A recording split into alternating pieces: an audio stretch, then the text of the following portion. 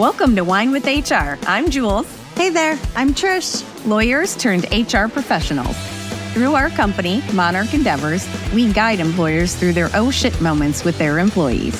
In this podcast, we will discuss some of the most common and commonly frustrating HR problems while enjoying our favorite adult beverage, wine. So sit back, grab a glass if you choose, and join us as we think about and drink about all things HR. Welcome to this episode of Wine with HR. This week, we are focusing on those of you who've been recently promoted. Woo! First off, congrats! Yay! But now what? That is the question. What kind of manager do you want to be? And how can you avoid some of the pitfalls that many managers fall into? With great power comes great responsibility. Okay, see, I'm singing the Spider-Man theme here. Yeah.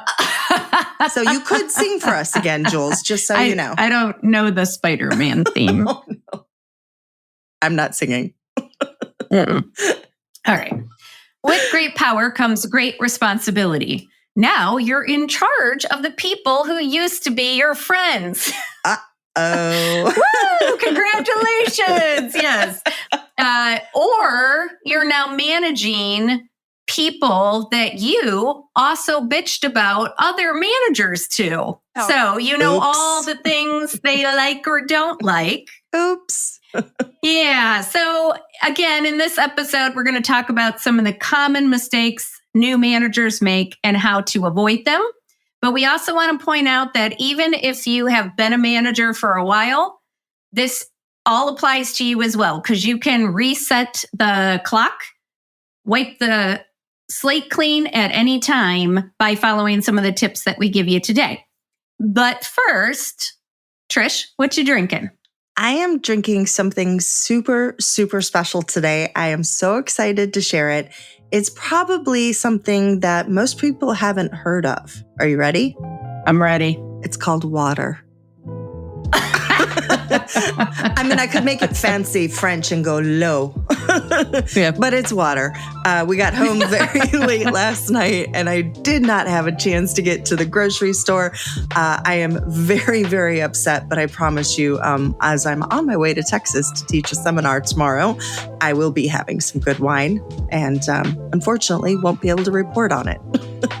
Well, you can report on it in the next episode. You can just do a double report. Oh, I love that. All right. What about you? So I am drinking a Sauvignon Blanc, which I know will not surprise you. Nope. But what will surprise you is it's from California. What? Yes. And typically, you know, you and I don't like those. But I will say that this one is very, very nice. It's from Michael David Winery. It's a 2022 from Lodi, California. And it reminds me a little bit more of a Chenin Blanc or something, a little bit of a white blend, but it is 100% Sauvignon Blanc. We had it last night with this delicious mussels recipe that had mint and lemon and amazing. Sauvignon Blanc. Yes, and it was so good. And the wine just really complemented it. It's not quite as bitey, my favorite word when I'm talking about Sauvignon Blancs. It's not quite as bitey as the New Zealand ones. It's just a really nice, pleasant wine. Definitely good for summertime. Nice. California's stepping it up. Whoop, whoop. I know. They just keep getting better and better out there. They've been listening to us. Yes. I'm sure it's all about us. All right, Trish. So let's get back to the WHINE and it's time for some stats. Stat time. We need to have like a little music for like that. little stat time music. As always, any of the stats that we refer to or the articles in which we found them, you'll be able to find those in the show notes. So let me start with our first one. This one is from LinkedIn, and it's an article that cites a study by CEB Global. In this one, this is crazy. They found that 60% of new managers fail within the first 24 months that they're in their role. Ugh. All right. I mean, ouch. Yeah. All right. Are you ready? 50% fail within their first year. Wow. So, when a transitioning leader is struggling, their direct reports perform 15% worse on average than those who have a high performing manager. So, when they say it rolls downhill, goes to this too. There are also 20% more, by the way, to leave an organization or be disengaged, those employees. And then we have one more stat I want to give you before I switch it over to Jules. Actively disengaged employees cost the US. Now, you guys have a seat here, grab a drink of wine, but don't spit it out when you hear this. $483 billion to $605 billion each year in lost productivity. Now, that did come from a different LinkedIn article, but Julie is going to share with you more stats from that one. But I had to share that one. That's just crazy. It is crazy. That's a lot of money. I feel like, hang on. Oh, need more wine for that. I need more wine for the statistics I'm going to share too. So from this second LinkedIn article, again, we'll have them in the show notes for you. 85% of new managers do not get any training prior to becoming a manager, which Trish and I can attest to that. Yes. That unfortunately is very common. You've heard us say it before. Managers get promoted, but they're not given the training or the tools or the resources that they need to actually do the job right. And then they fail within 2 years, just like Trisha said. So you can see how it happens. Yeah. 59% said that they do not feel like they are supported in their new role. That's alarming. Wow. Yep. 63% still do not feel effective after 6 months on the job. That decreases a little bit, but it's still at 50% after 12 months on the job. And don't you have to think that those numbers, if that's the numbers that are being reported, how many people didn't say that because they were afraid to look weak or like they didn't know what they were doing? Yep. Oh, my goodness. I've got two more quick ones. 69% of managers say they are uncomfortable communicating with their employees. We're going to touch on that one. We're going to give you some tips. Yeah, because that's not good. No. That's 2/3. That's not good.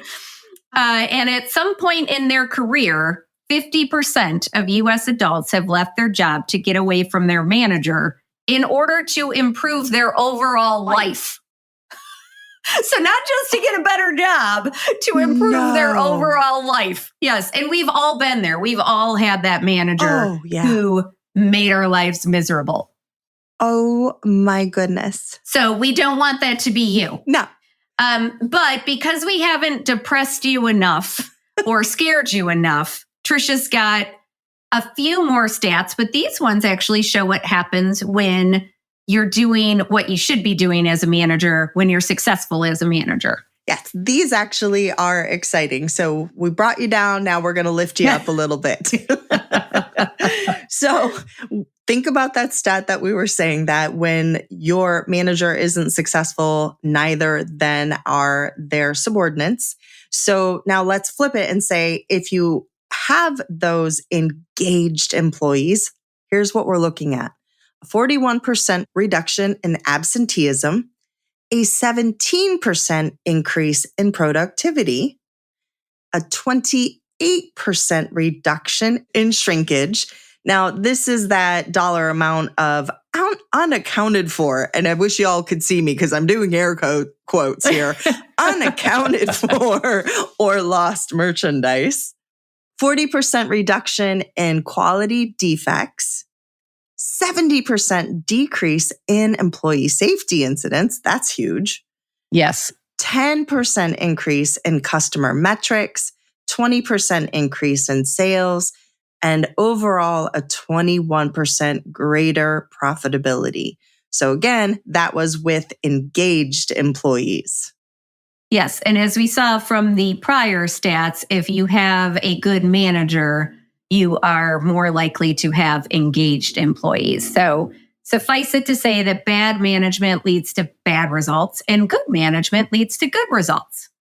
Now, no one, or at least we hope no one, starts out wanting to be a bad manager, but it happens. And I have seen it happen to really good people.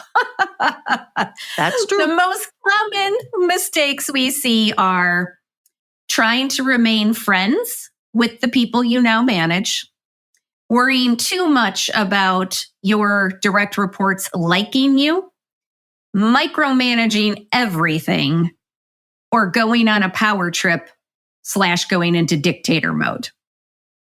Trish, you got any others to add to that list? Eek. I'm still... I'm having flashbacks to my own experiences here. No, those are some of my favorites, actually, that you brought up. Okay, good. We'll focus on those. So what can you do about it? Well, now we'll get to our tips and tricks. So, Trish, what's your first tip for what new managers or managers who need to start over can do to avoid some of these obstacles? Know yourself. That's self-awareness. One of the things that I have often shared with people is it's really important to know where you are going to succeed and where you may need some help. So if you take an honest assessment of your strengths and your weaknesses, or what is it that you think you're going to find most challenging in this job, then at that point, you can sit down and say, okay, do I have the skills to meet that challenge? Or do I need to develop those skills to meet that challenge? And then come up with your game plan. So are you going to ask for help? Are you going to ask for training? Maybe reach out to a mentor, someone that you've always admired, that you're like, wow, that person always seems to be a wonderful leader. When they share ideas, people really like to follow or like to go with them, because we always say leading isn't about being in front or being behind and kind of cracking the whip. It's about being with your employees. So what is it that you find beneficial, or what is it that you've always enjoyed? And then kind of focus on that. But if you don't think that you're there yet, those mentors or those trainings can really improve those skills. So you have that desire, now you have the knowledge, and then put it into effect. What about you, Jules? What would be your first tip? My first tip would be to be upfront about the change in working relationships when you shift from that manager, from that coworker role to that manager role. So we're going to talk about communication in several different ways, but on this particular tip, I want to focus on talking to your employees individually and discussing how the working relationship is going to change, because you probably have a different relationship with each employee.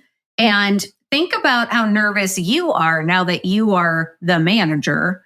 They are just as nervous about you being the manager. So true.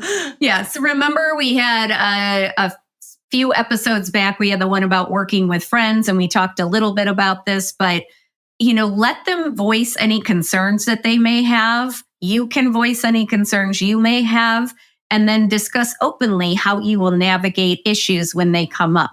So, this took me a little while to learn, but I ended up especially when I was at my law firm, I mentored a lot of younger associates. I had a lot of younger associates working for me, and I would sometimes have to give them hard truths, about their work product or something that they had missed, or, and we all know I am very nice and I don't like to hurt people's feelings, but I realized somewhere along the way that it's much kinder to be honest with people and to tell them what they need to know so that they can improve.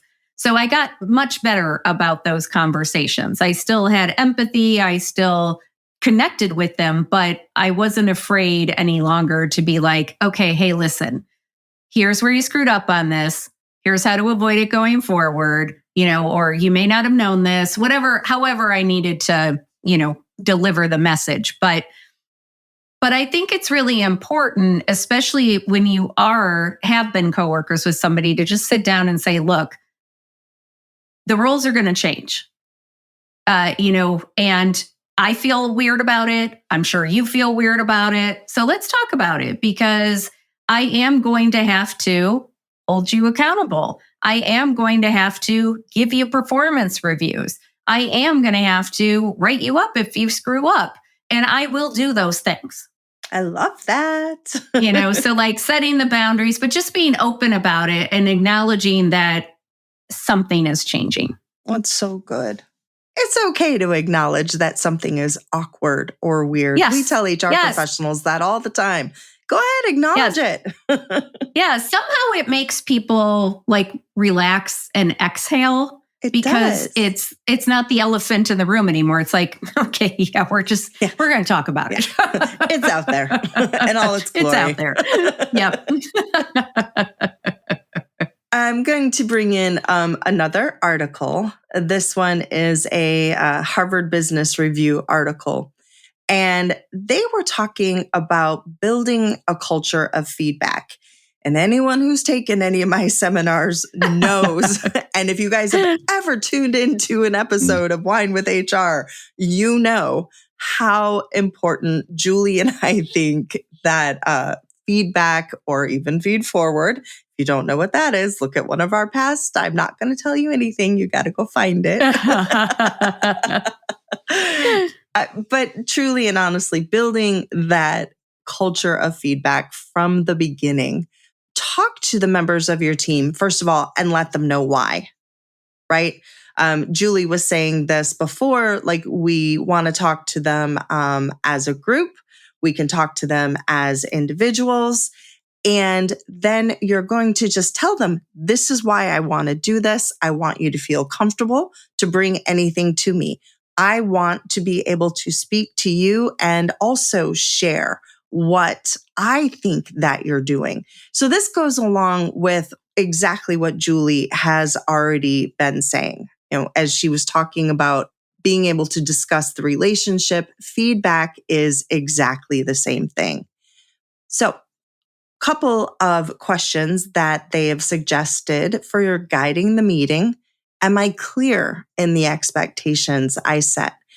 I was having a conversation actually with someone today, and I realized that our definition of the word screen was very different. I'm thinking like a television screen, and she's thinking like a movie screen. Very, very different when you're right. So think about what expectations you are setting, and are the definitions clear? Does everyone define them the same way? Are you giving them enough time to complete their tasks? Ask them. Have a conversation and try to figure out. Now, let me interrupt myself and say, on the flip side of that, there's also something that says, okay, you're taking too long, right? So this is kind of that teeter-totter balance. You want to give someone enough time to complete the task, but there's also an expectation that you're not going to take 3 weeks to do it. You should have been able to do that in 2. And again, having these conversations in the expectations and what they need from you as their leader and where they need to go will all help you. What about your communication style? I will say again, anyone who takes my seminars knows that every night after we're done, I say, is there anything I can do better for you tomorrow? Is there any way for your learning style that works better that I'm not doing? How am I communicating with you? And I ask after every single day just to make sure. So I think that when you're starting out as a manager, this might not be too hard. You would be shocked at how welcome people are like, wow. Well, yeah, everything was, either it was great or could you do this? And you have to be open, by the way, to understanding that there may be some things that you could do better as well. And then what do you need from me or the company to get past the roadblocks you're facing? This is one of my absolute favorites in this section. How can I help you? Again, I think I've said it that one of my attendees in one of my past classes, how can I help you succeed today? And I love that. And that is what you always want to think, because if you're helping your employees succeed, they're going to in turn help you succeed, help the company succeed, and you know where that's going to go. What about you, Jules? Do you have another one? I do, but first I want to touch on a couple of things you said. First of all, I love that question at the end of the day or at the end of the project. What can I do differently tomorrow to help you better succeed, or for your learning style, or to support you? I think that's just a great way to show that you're always open to modifying or changing things.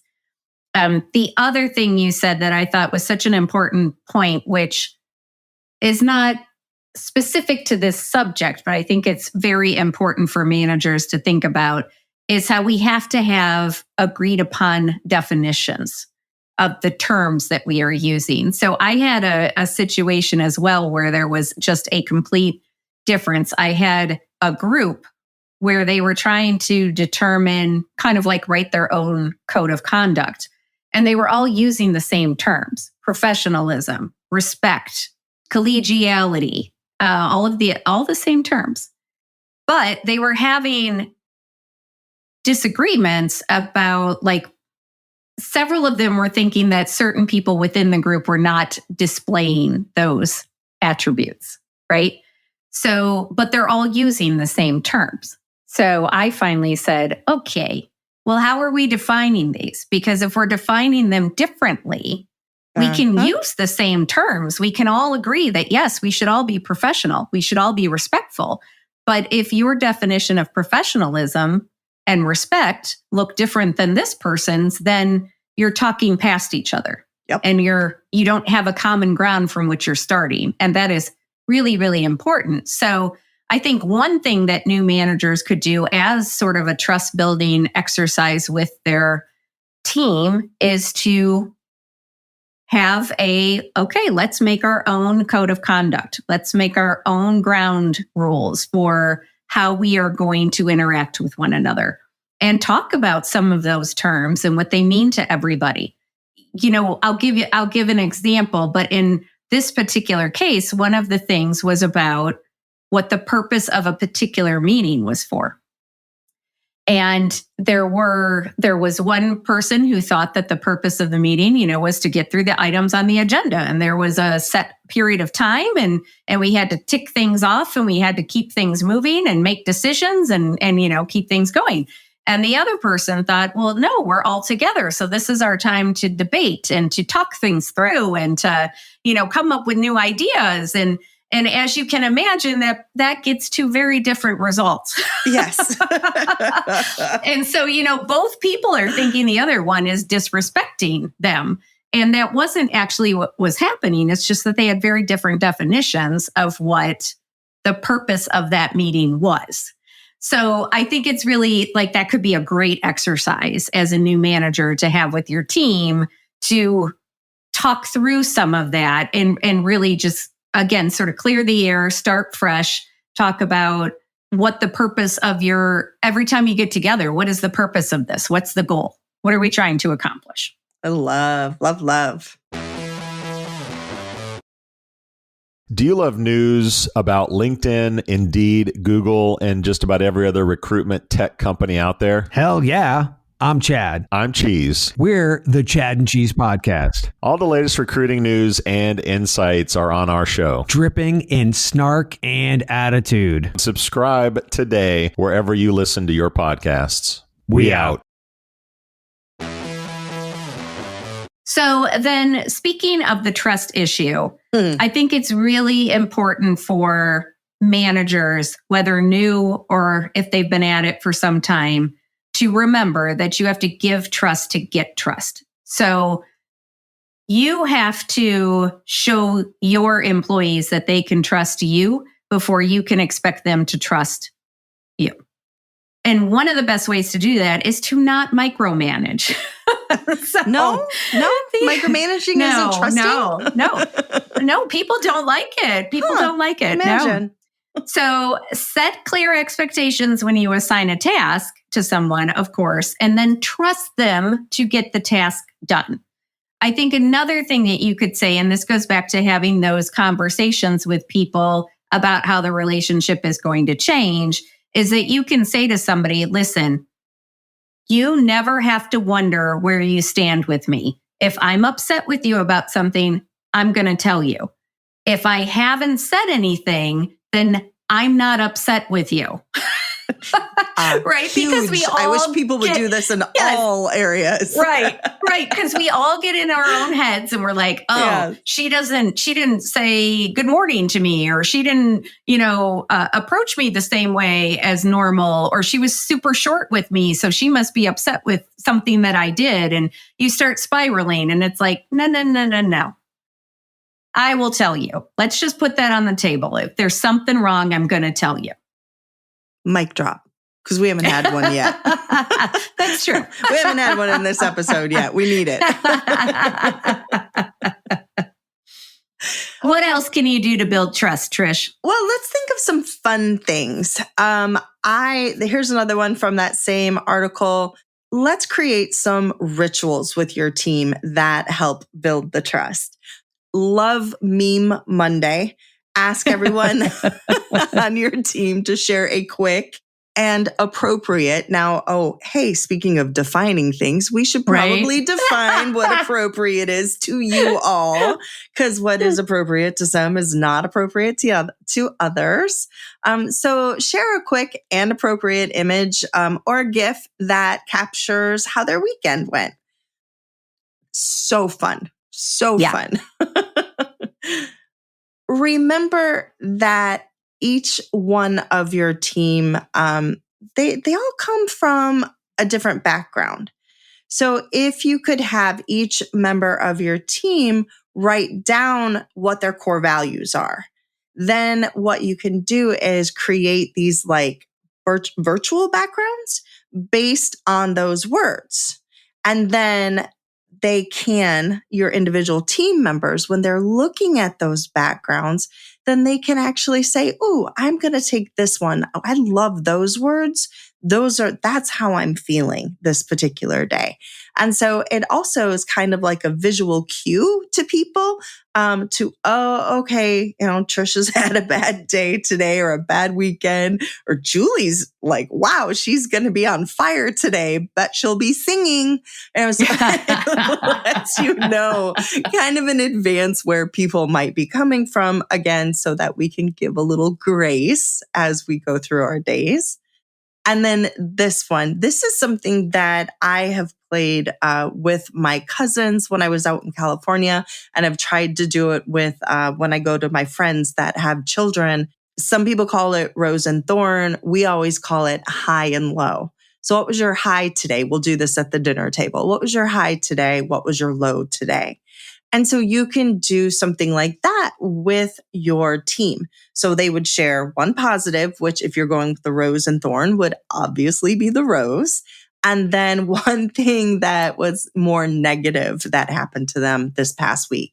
And then that would be the thorn. So a high and a low, a rose and a thorn. I love those. Trish, you also have some good ones that you do with your classes. Why don't you share those? I know you mentioned one on another. You made Chrissy answer one of your questions, but why don't you share a few of those? Some of my favorites, I like to ask, if you could have any superpower, what would it be and why? The why is the key here, because the why is how we get to know one another. I use these a lot in my virtual classes, but also started doing in my in-person because they're so fun.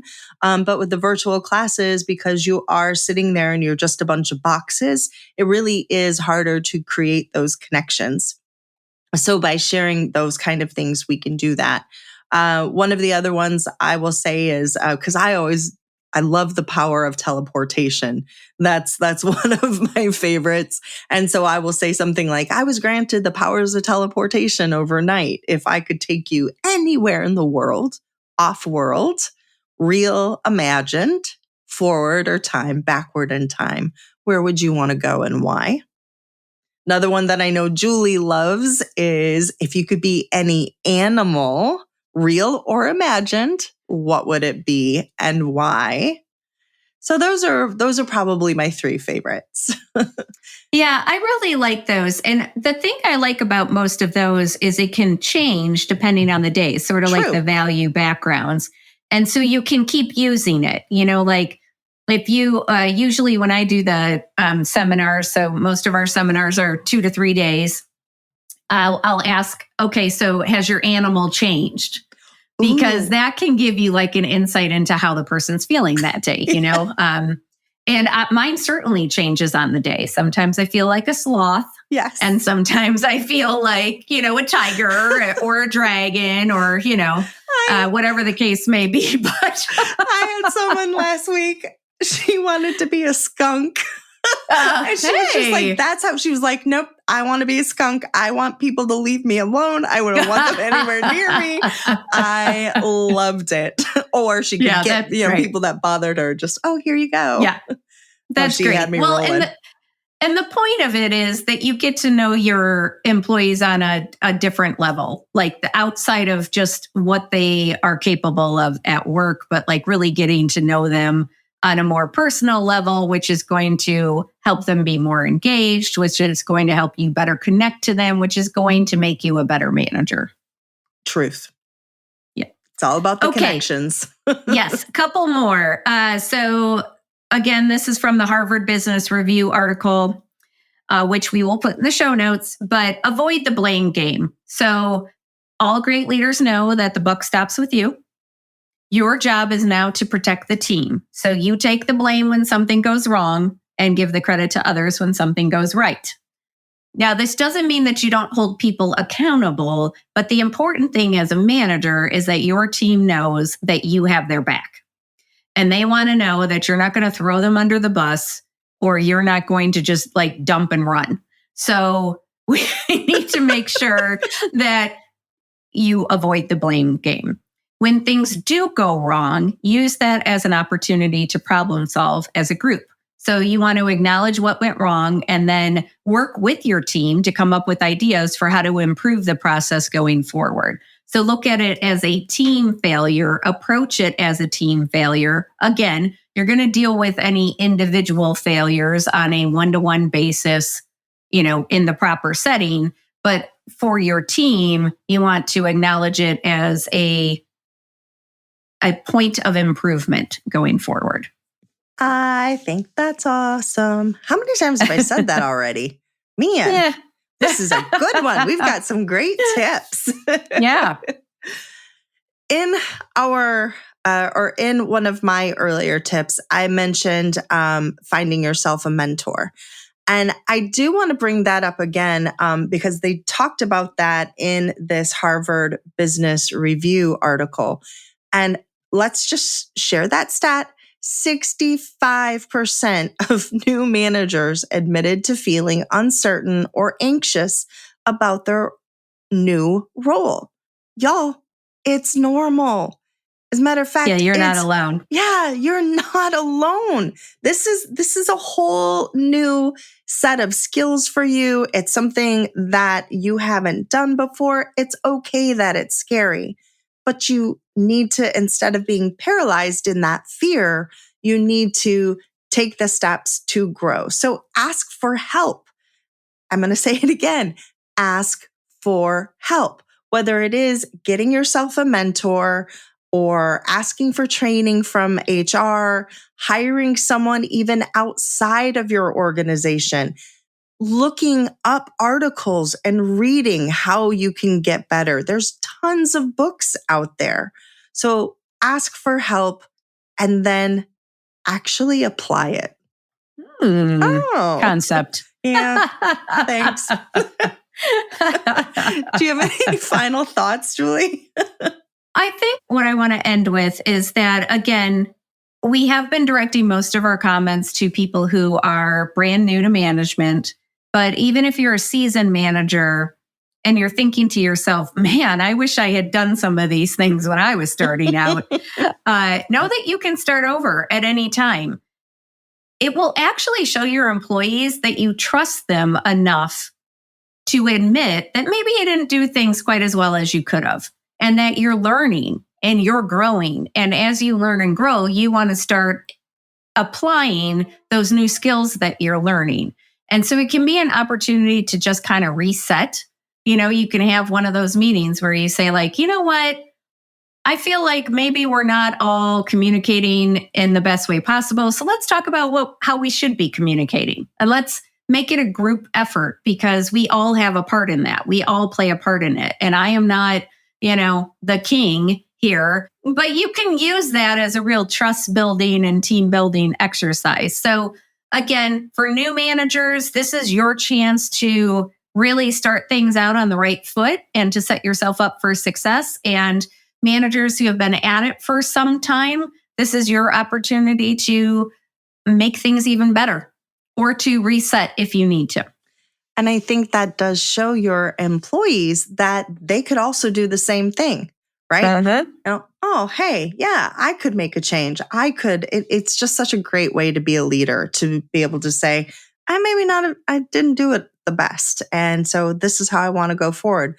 I think that your employees will respect that and will probably kind of emulate that same behavior. Absolutely. I feel like, the leaders that I have really admired and respected are the ones who haven't been afraid to admit that they screwed up somewhere along the way. 100%. And that they learned from it. We don't need perfect people. They're exhausting. Agreed. And they don't exist. They just pretend that they exist. But, we don't need that. And nobody's going to be perfect at this, particularly because you're dealing with other humans. So mistakes will be made. But as long as you can admit it and handle it in the right manner, then you're actually going to strengthen those relationships. And I know we've talked about that in prior episodes as well. Okay. So Trisha's drinking water. So I've we're turned not going it into to wine. Magic. All right. I wish I had the capability. Abracadabra. Yes. I knew you wouldn't. Magic. Had to get it in there. Yes. Okay. Well, so my wine is just getting lovelier, So. No, I actually really do like this. So again, it's Michael David Winery. It's a Sauvignon Blanc from Lodi, California. I think it was about $15. So it wasn't like super expensive. Nice. And it is a super pretty bottle though. So like if you need a pretty label, and I'm going to try to show it to Trisha, but it's like embossed. Ooh, and it's like pretty.